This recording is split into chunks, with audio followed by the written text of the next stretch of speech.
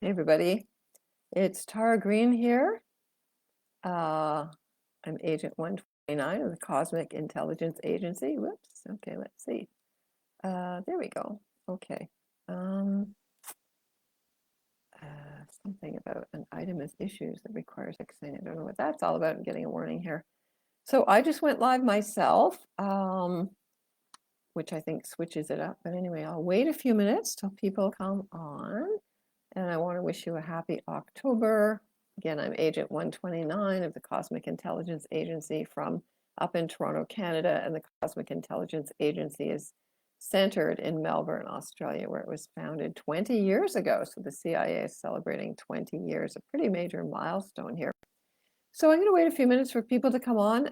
It is a weeknight here. I just wanted to make sure that I gave you the October preview before it starts. Now, of course, it is October already in Australia. Hi there from Rochester, New York. Okay, people come in from all over the world, so it'd be really nice if you would come on and say hi and let me know where you are at in the world, because we get people from all over and it's really great. So welcome, welcome. How's everybody doing?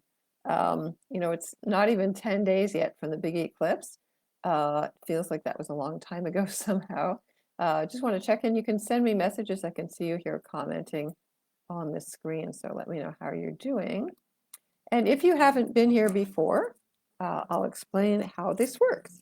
So this feature, which I've been doing monthly for a number of years now, I will give you all the exact details. There's my notes of all the aspects, all the major aspects for October. Okay, it's pretty busy this month, actually. There's a lot going on. So I've got 3 pages of stuff to go through here.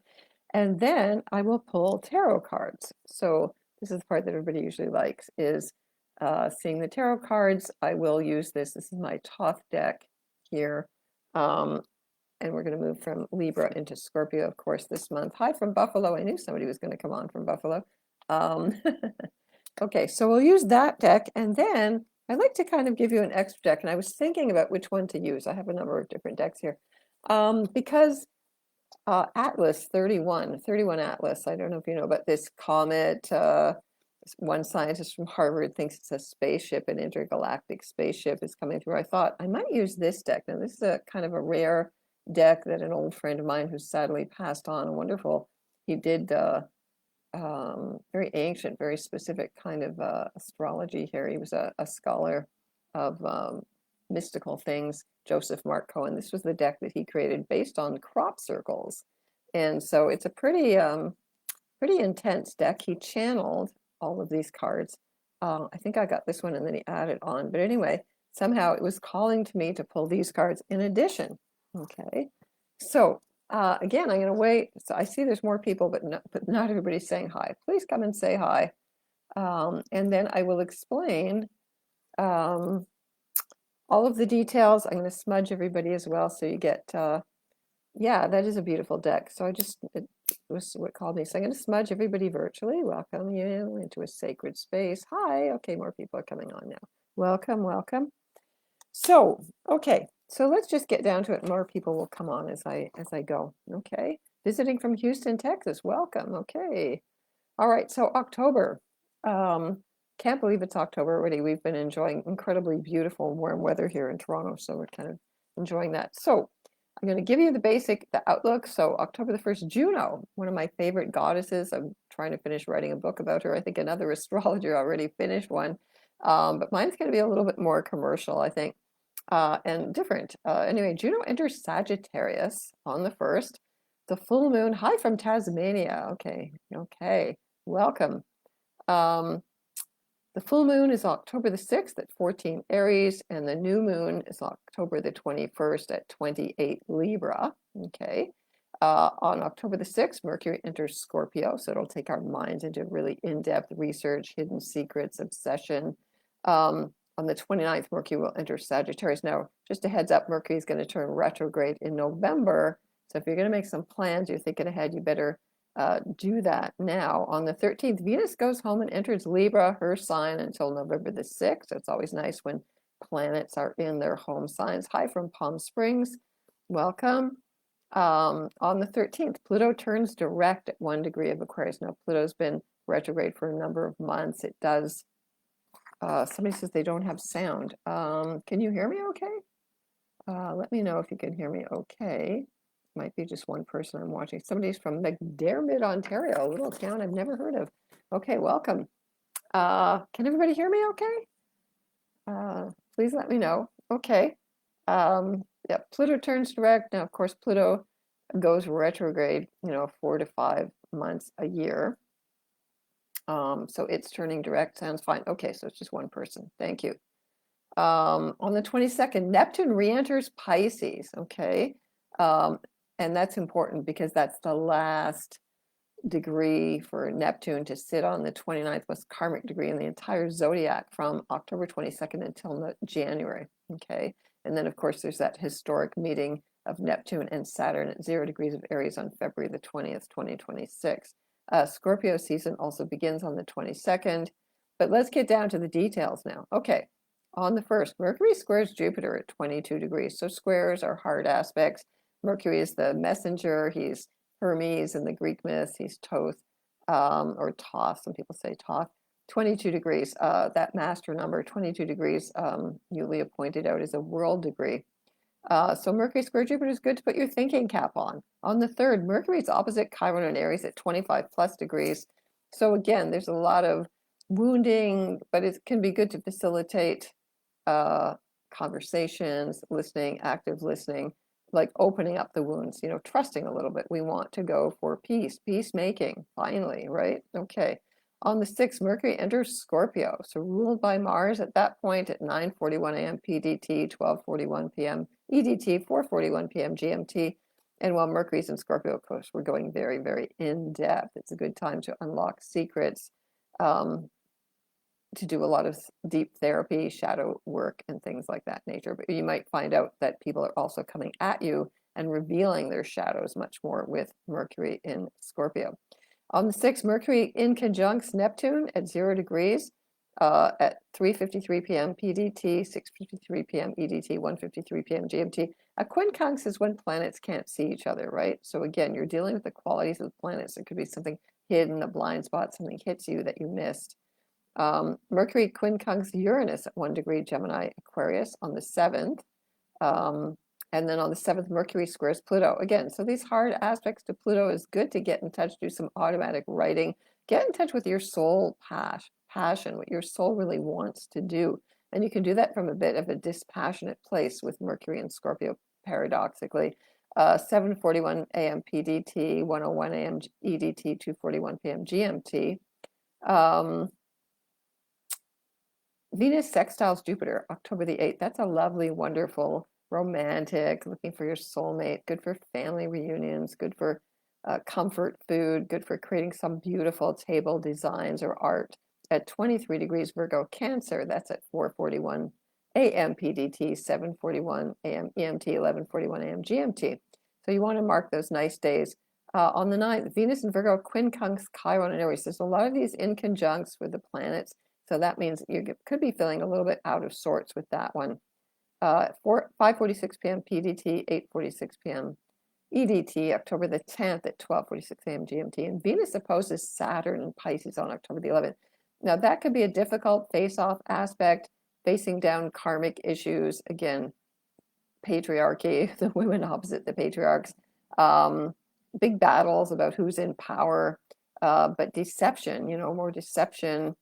Health issues coming up, health secrets, things have been hidden big time coming up, which can be a good thing.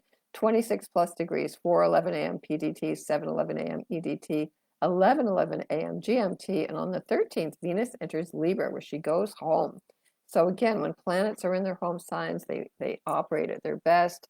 Venus in Libra is a very good thing. It's good for Taurus as well, of course. So if you have any planets in Libra or Taurus, it's a great time for you for love, for relationships, for beauty, for harmony, social things. Good during the holiday season coming up. 2:19 p.m. PDT, 5:19 p.m. EDT, 9:19 p.m. GMT. That's until November the 6th. So again, it's good to plan social events during that time. On the 13th, Venus opposes Neptune at 0 degrees Libra Aries. That's one of the most romantic days of the year with those two planets. Neptune is the higher octave of Venus.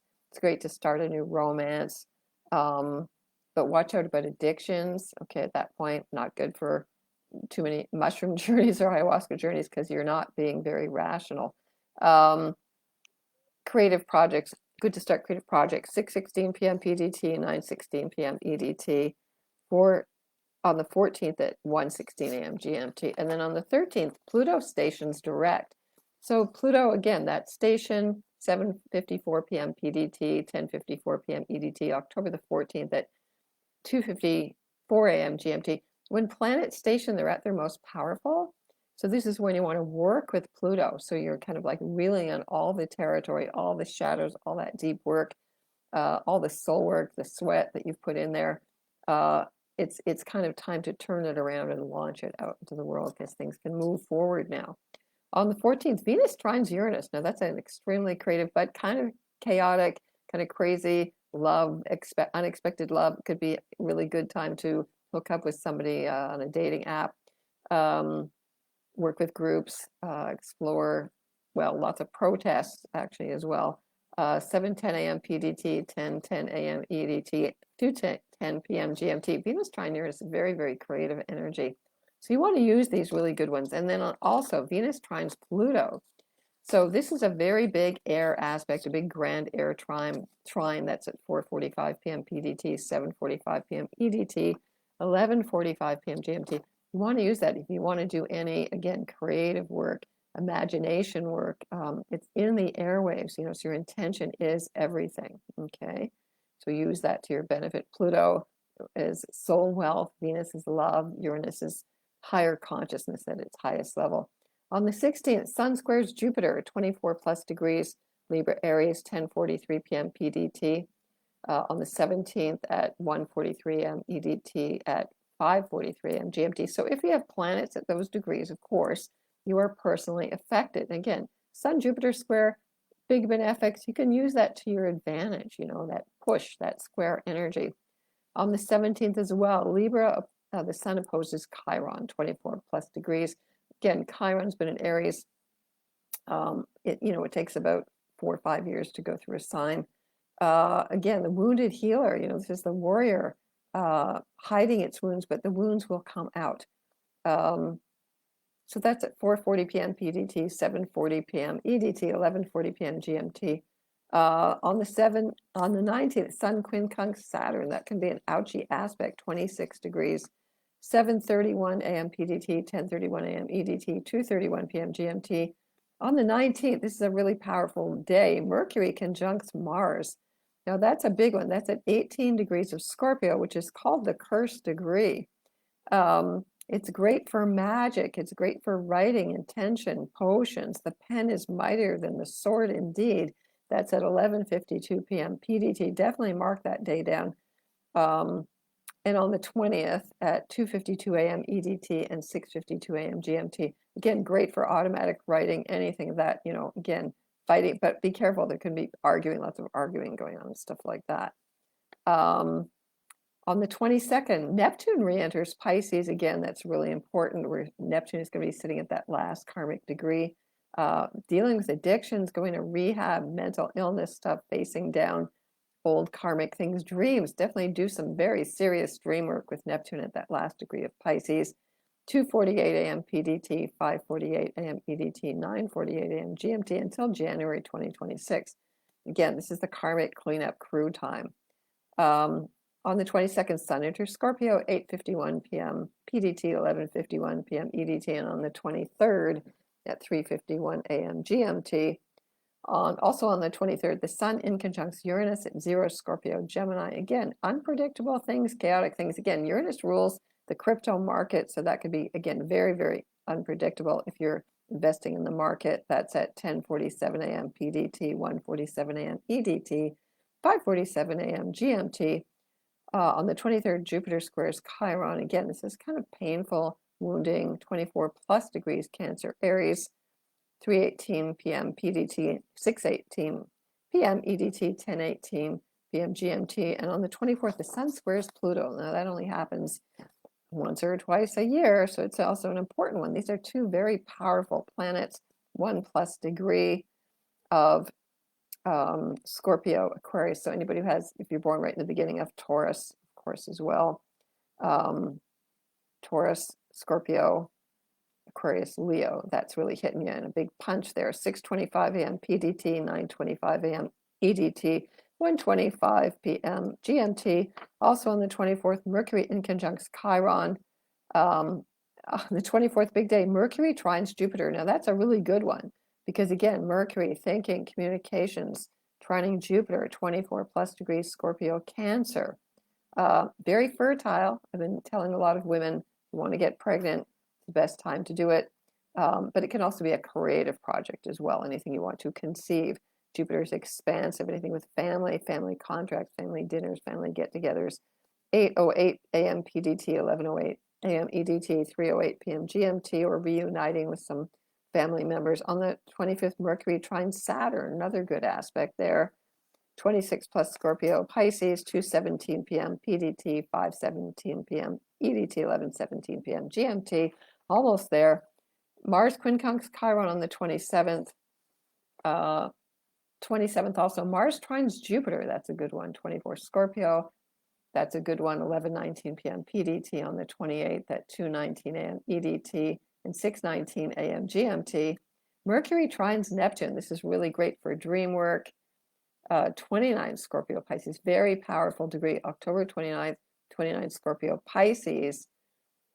Great for creative work, dream work, imagination, imagining what you want, the intention of the dream. You state that on the 29th at 12:26 a.m. PDT, 3:26 a.m. EDT, 7:26 a.m. GMT, and then Mercury enters Sagittarius on the 29th, which is, in detriment, but Mercury in Sag is like a wide-ranging, it's truth-telling, it's traveling. If you want to plan travels or going back to school or anything educational, that would be the time to do it. Now, Mercury will turn retrograde and station November the 9th, retrograde November the 9th until the 28th, where it stations at 20 Scorpio, so it's going to move from Sagittarius back to Scorpio. On the 29th, Mars trine Saturn. That's a really, it's a heavy degree, but these two malefics don't always work together. So it's interesting. That could be a big blow up in the world because the two baddies getting together there, 12:05 p.m. PDT, 3:05 p.m. EDT, 7:05 p.m. GMT. And on the 29th, Mercury opposes Uranus, 0 degrees Sag, Gemini. Again, thinking outside the box, 12:36 p.m. PDT, 3:36 p.m. EDT, 7:36 p.m. GMT. Almost finished. I know you're waiting for that. On the 30th, Mercury sextile Pluto, a minor degree, but again, good for investments, good for investing in crypto, learning about crypto. And on the 31st, of course, it's Halloween. And then on the 1st, it's All Saints Day. Okay, so if you've hung in with me for that, it's a bit dry for most people. But okay, so what I'm going to do now is I'm going to pull my tarot cards. So I'm going to smudge everybody. I'm going to use my special Herkimer diamond crystal here that I use. And so what I'm going to do is I'm going to start with Aries, of course, the first sign of the zodiac. So Aries, here's what you got coming up in April. Now, I did want to mention this Atlas comet. There's another one called Swan. There's one called Lemon. It's very unusual to have all these comets coming through, but especially this 31 Atlas, which I do believe is some kind of an interstellar, kind of positive interloper here. Okay, so let's see what we got here. So Aries got the card of the Sun. Okay, so this is the highest energy card in the deck. Aries, you should be feeling pretty lit up. So it's great for celebrations, feeling you're connected with your source, being positive, being upbeat, being autonomous, kind of, you're the light, you're the center, don't hide your light. Aries are usually not shy, but this can be a time for you to really, really shine in October. Okay, now let's give you an extra card here. Now there are 78 cards in this deck. Okay, in this special, kind of very unusual. This is if you're into crop circles. They don't get talked about that much anymore, but they are considered to be messengers. So it looks like this. Okay, the symbol looks like this pattern. So maybe you just want to kind of think about that pattern there. It's called the Great Link, and it means the transpersonal heart spiritual discernment sanctuary. Okay, hold the amulet of unconditional love linking you with all your relations close to your heart and spiral inwards. So that's a symbol of, really going within, Aries. Usually you're always on an outward trajectory. This helps you to go within. Okay, so Taurus. Let's see what Taurus has for this month. Taurus gets the Strength card here. Now in this deck, this is number 11. In most decks, it's number 8, but you can see clearly that it is Strength. It is Leo energy. So again, the power of the heart, of the will, it's creative force. It's the power of the inner child. In this deck, the woman, the Scarlet Woman, is controlling the animal instincts. It's the same as the traditional Rider-Waite-Smith ones, controlling the animal instincts. So Taurus, you can't let your dictates of your body, which are always very powerful, take you over totally. This is like you're in control. You can still indulge all your senses all that you want because you're a Taurus, of course. But also it's like holding this flaming holy grail up, like it's really getting clear about what your goals are. Okay. And of course it's Leo. So again, it's like that sun card, moving from your heart, strength of will, purpose, desire, passion. It could be a passion. It's called lust in this deck. Could be a passionate affair coming into your life as well. Okay, so that's for Taurus. Okay, now let's see one of these other cards here. I'm just going to show it to you visually. I think this is a very famous one there. I'm going to read a little bit of the inscription on it because these are very, very esoteric cards here. It is number 38, which adds up to 11, actually. It's called Step Spirals. You can see that. If the sun or the moon should doubt, they would immediately go out. That's a William Blake quote. So don't doubt, okay? So don't doubt the power of your heart. Let's put it that way, okay? So Gemini. Okay, let's see what Gemini has here. Let's see what Gemini gets. You get the universe. You get the world. You got the whole world in your hands, Gemini. Okay. Now, Uranus is right at the beginning of Gemini, of course. So you have to finish up the old cycle before you can really expand into the new. And of course, when Uranus goes back into Taurus, that's exactly what you're going to need to do. So this is a sense of completion. The 21 card, the world card, or the universe card indicates you've been through a whole journey and now it's complete. You've been there, you've done that, you've learned the lessons, and now you want to move on. Now this could be about your job, your relationship, any aspect of your life, and many of them at the same time. So take responsibility for creating the situations in your life, and once you do that, you can be free. Okay, so let's give you an extra card here, an extra esoteric card here, because we're getting all these comments. It's like we can't avoid that. Okay, now this one, let's see what this one looks like here. This one looks like kind of a really interesting, it says, news from deep space, just what I was talking about, Gemini. Earth to Elohim to Earth. Elohim means the gods, the message and the reply. The oracle says someone somewhere is tuning into you. It's quantum telepathy. So Gemini, think about the quantum telepathy. That means whatever you put out there comes back to you, okay, mentally. So tune into that. Okay, so Cancer. Let's see what Cancer has here. Okay, Cancer, you get the Death card. Now, the number 13, the Death card is just Scorpio, and we are going into Scorpio season, Cancer. So, of course, with the planets moving into Scorpio, it's going to enhance all the water element, of course, all the emotions, all the feels, Saturn and Pisces, Neptune and Pisces. But this is a sense of ending things, of completion. So there can be a big change with something from family, of course, with resources, wills, taxes. Something has to come to an end. Deep, deep resources there, emotional resources to give you strength, okay? But it's definitely always about change, okay? Transformation, change is a good thing, right? Let it roll right past you, okay? So the Death card, okay, bringing new beginnings. Death always has to precede life, okay? Now this is also a very famous crop circle card there. Okay, so this one, you see that one there? Okay, it's like a bird, I guess you can see it that way too. It's called Masters of the Heart, Cancer. Body, mind, spirit alignment, cosmic waveforms. Okay, the oracle says, trust in the great mystery, but keep an eye on your camels. Follow that caravan route right to the oasis. So the oasis is very Cancerian as well. That's a very nice, it's like swallows, this one, you know. So that's a very nice one. Follow the strength in your heart, okay, to your own inner oasis, okay. All right, so Leo. So let's see what Leos have for October. Now, of course, um, they get Lovers. Okay, so Leo. So this can represent a new partnership, new pairings, new romance, of course, new love in your life. It is Gemini energy, so there's choices that need to be made. Do you want to be in relationship or not? Do you want, everything is in relationship to something else anyway. So this is where you have to choose, right? So it could be keeping your mind open really helps this, really facilitates this. Could be, again, a working partnership.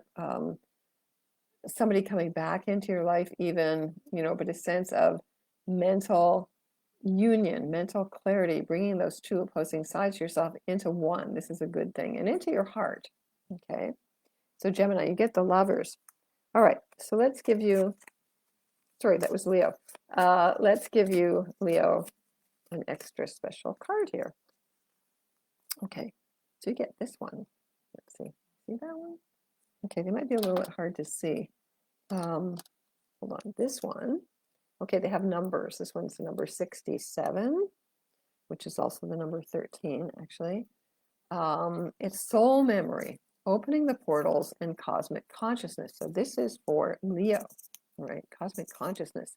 Open the portals and fly. Boldly go beyond that great light. May you go and return in peace. So this is a sense of a new love, new expansion, maybe places you've never been before, especially with Pluto opposite in Aquarius if you're born right in the beginning of Leo. Okay, now Virgo. Okay, so Virgos, let's see what you've got. Okay, Virgos.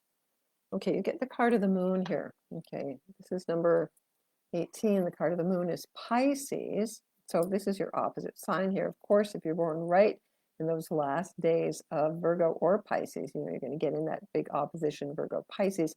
This is a card of traditionally called the dark side of the moon, or the dark night of the soul, right? It is the dark side of the moon.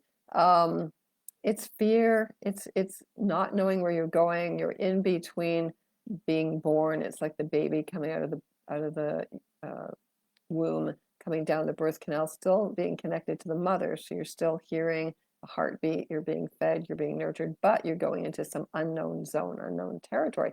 So there could be fear of change, and that's natural. But it's a kind of plateau, a necessary stage again. But you have to have faith that there's light at the end of the tunnel. Okay, that's your testing of your faith, Virgo. Okay, you have to keep believing. That's it. You can't give up. All right. So Virgo, you get the card of the moon, but it's also remembering your dreams, being very much connected to the dream world. Pisces, maybe facing some addictions, workaholism, denial, something, some mental illness, some stuff in the background going on there that you really need to turn and face. All right, so let's give you an extra card here. Woo, this one's really nice. Okay, that one's pretty cool. I hope people are enjoying these this new deck here. Okay, this is number 68. And again, you want to play with the numbers. I always add them up and reduce them to their lowest common denominator. So it's 14, which is 5. This is called the Book of Life.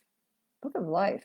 Alchemical purification and biological transmutation. Well, that sounds pretty good.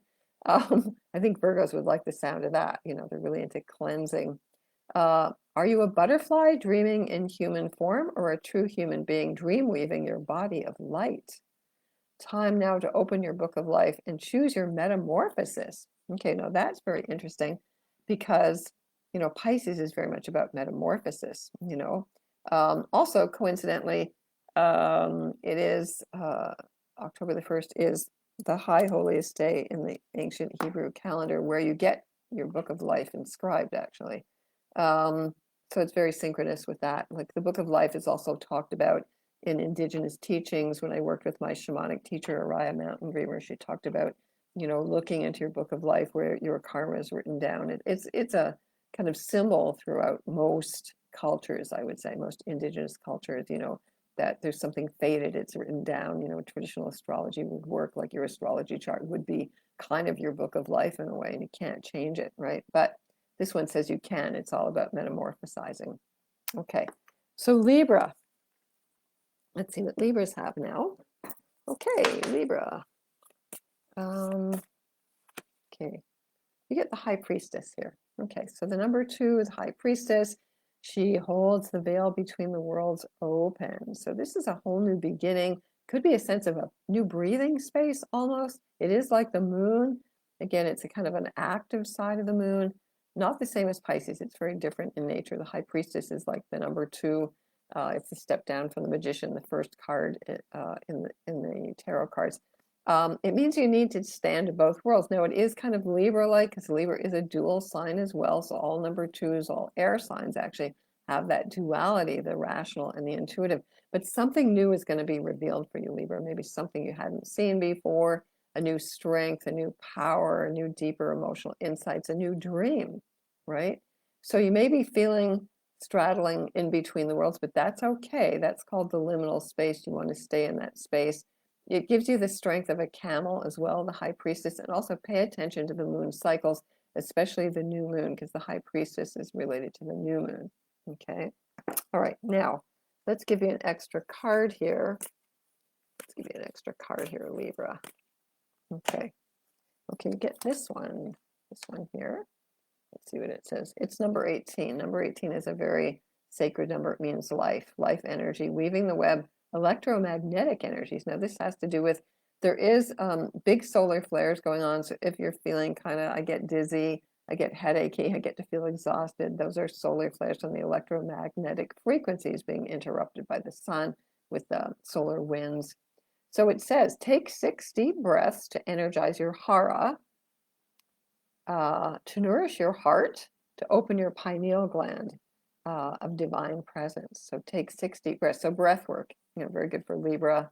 We're all going into the era of breath work as a natural thing with all the planets going into air signs, right? So breathing in the life energy, okay, called the flower of life, okay. So that's a nice one. Libra. Okay, so Scorpios. Scorpio, it's getting to be your season soon. Okay. Scorpios, what have you got here? Okay, so you get this very special card here. Now, I use this special card in the deck. It is the invisible Sephiro on the Tree of Life. It's called Da'at. It represents your highest self, your holy guardian angel, your soul star, whatever you want to call that, coming to you, available to you, Scorpio. It's really, really important that you tune into this card. It can also represent a person, like a guardian angel, an angel investor, a beloved coming into your life as well. But I usually keep it on the personal level, that this is your own higher self is there. You just have to tap into it. So speak from it, see from it, act from it. Okay, act from your higher self. Okay, Scorpio.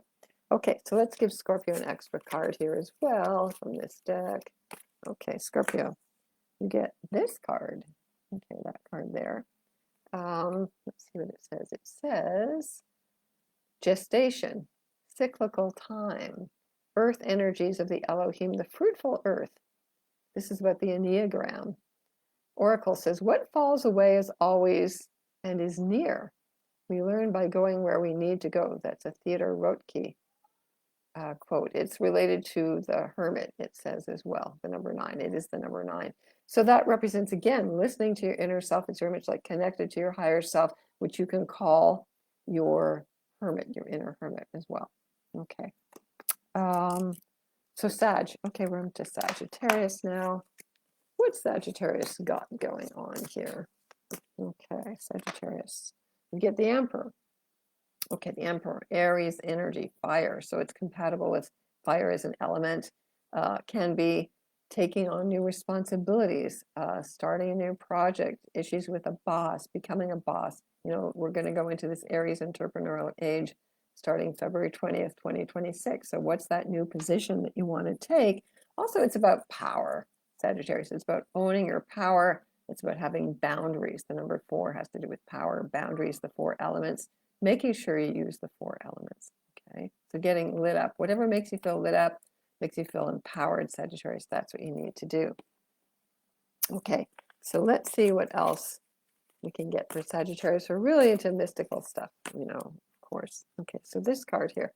It's funny, I saw that one and I mixed it up, but it still came up. So this card here is number 10. Number 10 is the Wheel of Fortune in the tarot, which is the planet Jupiter, actually, which rules Sagittarius. The number 10 is called the hand, and it's the power of manifestation. Okay, it's the spheres of the tree of life. The oracle says you hold the power to make the two current polarities one by bringing your hands together. Live with the awareness of unity consciousness in your heart always. So knowing that nothing else can be separate, everything is one. Okay, now, again, Sagittarius is being squared, late Sagittarius energy is being squared by Saturn and Neptune. Okay, all right, so Capricorn, let's see what Capricorns have.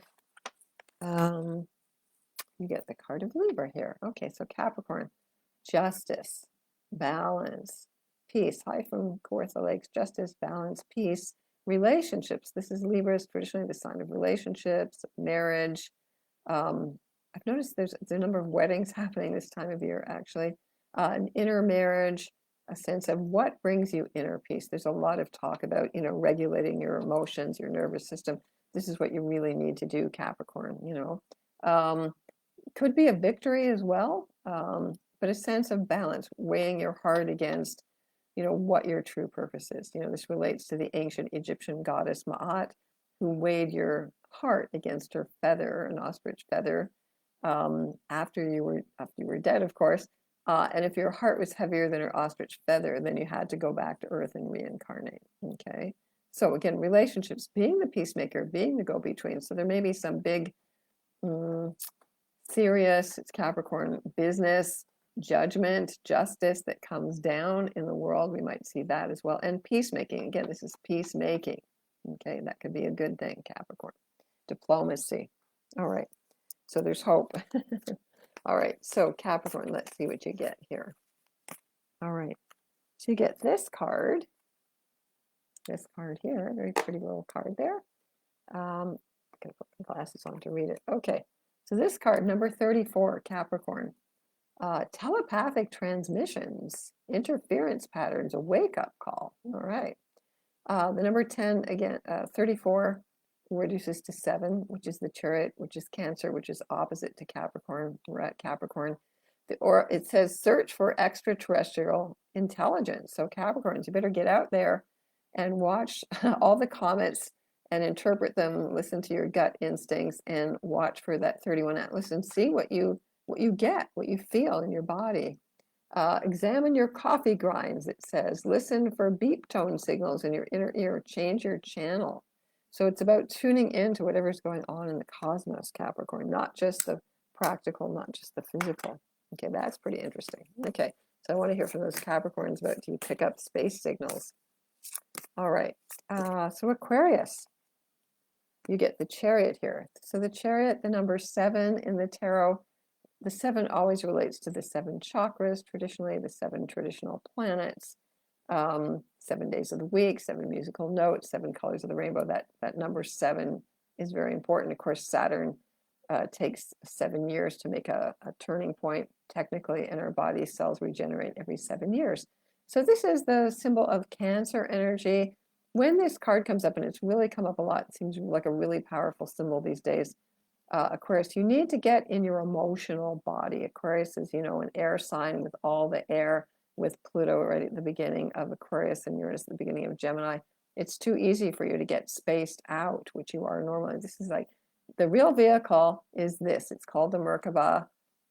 It's an ancient meditation technique for traveling like in time and space through all the dimensions, whatever they call quantum leaping. This was the original quantum leaping vehicle. It's an ascension vehicle, but it goes in through the body, through the emotional body, right?